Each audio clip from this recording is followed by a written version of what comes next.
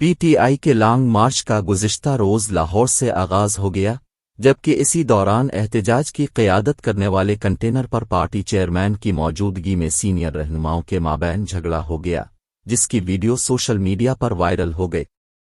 Video میں دیکھا جا سکتا ہے کہ تحریک انصاف کے سیکریٹری جنرل اسد عمر کسی بات پر نالاں ہیں اور وہ غصے میں دوسرے رہنماؤں پر برس رہے ہیں۔ اس دوران حماد اظہر اسد عمر کے سامنے تھے اور ان کے ساتھ مراد سعید اسد عمر کو کسی معاملے پر وضاحت پیش کرنے کی کوشش کرتے رہے، تاہم secretary general P T I نے ان کی ایک نہ سنی اور ہاتھ سے پیچھے دھکیل دیا۔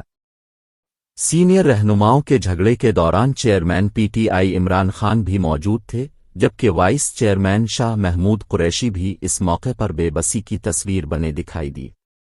میڈیا ذرائع کے مطابق پی ٹی آئی رہنماؤں کے مابین لانگ مارچ کے لیے عوام کے مطلوبہ تعداد میں نہ نکلنے پر جھگڑا ہوا اور اس کی ذمہ داری ایک دوسرے پر ڈالنے کی وجہ سے تکرار شروع ہوئی، تاہم بحث کا اصل موضوع کیا تھا، اس کی کسی ذریعے سے تصدیق نہیں ہو سکی۔